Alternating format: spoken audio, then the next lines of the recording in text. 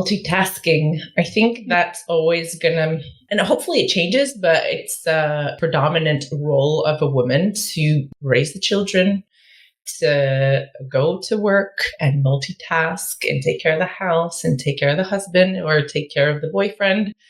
So what do I think about that? The me today thinks maybe I wouldn't have had that same conversation with you 2 years ago, but I feel like it should be a teamwork.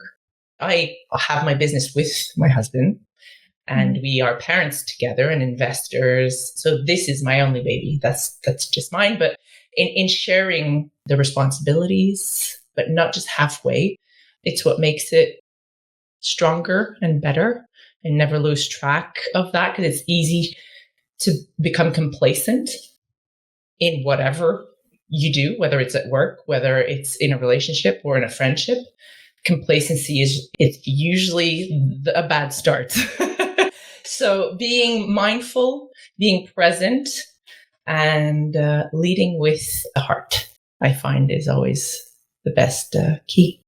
Absolutely. And I find that a lot of the female leaders that I've had contact with, and the ones who do connect with, my message of empathy and being able to use it in leadership actively, a lot of them do want to lead from the heart. Sometimes our organizations don't allow for that, unfortunately, and you're kind of pigeonholed into wearing the mask that you have to be able to get by at work, doing the things you need to do. We're good at that. We're good at that, women, putting a smile on when, yes. In the background, it's something else. Yeah, we are. I mean, that is part of it. There's studies talking about that in women in leadership roles, and how they kind of have two choices. Either they can try to be authentic to themselves, and unfortunately, then these are the things that can get you, pinned as a woman, or as being prissy, or as being bitchy, or any of the other words that, unfortunately, labels that do get applied. The other option tends to be to try to outman the men, which is, now you're talking about the creation of the mask and having to, fit into a role, as opposed to being able to bring your authentic self to it. I know in my experience, being in a very heavily male-dominated field, which, brass playing is, if you look at the back row of an orchestra, tubas, trombones, French horns, trumpets, chances are it's men.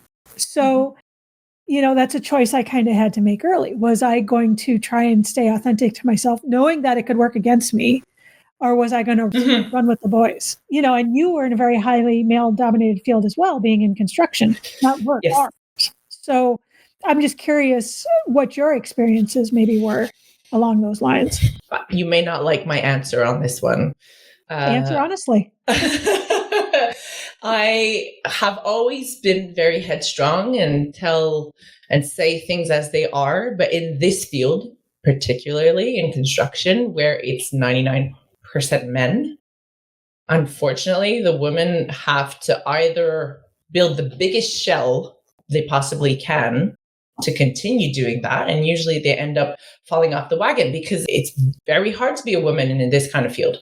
But working with my husband in this, we've been able to each have our roles.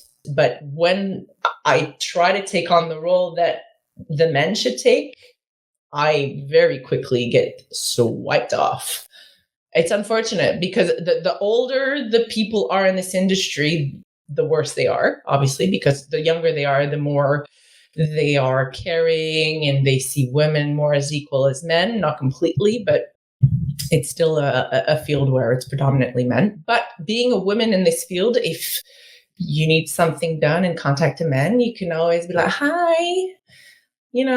is it possible to get X, Y, and Z? I'm waiting for my order. And they're like, oh, yes, it's a woman, so I'll be nicer to her. Yet again, it's that role of men and women. So I don't get to be my full self in this field. Let's put it this way. You're not the first female in the construction industry I've heard that from. I have a really good friend who, she's dynamite, but she has some stories to tell as well. Sierra, if you're listening, we should connect you and Janik. Just saying. Absolutely. We would have a ton to talk about. Yeah. So yeah, construction is definitely a field that is it's going to take longer to break through in terms of men and women equality. And there are some industries like construction that I wonder, I don't know that to actually find true equality, and it's not just a gender differentiation. There's race differentiations, there's ethnic different. I mean, we can go all the way down that rabbit hole. We won't, but we could. But there's something I'd like to add to that, though. And I remember this movie, My Big Fat Greek Wedding. Uh-huh. And in there, there's the dad and the mom says at the end, the man is the head and the woman is the neck. She makes the head turn wherever she wants. And that has stayed with me. And I see it in my role in this company, that he may be the forefront of the company speaking to people, but I can manage and make things turn as I need to, even in the background. So it doesn't take anything away. It's just knowing in a leadership role, you just need to find your way to get what you want and your point across and what you need in the best way possible. Even if it means you're not going to be at the forefront of the image, you're just going to be a bit behind, and you may be able to turn that head and get what you want and still make it successful.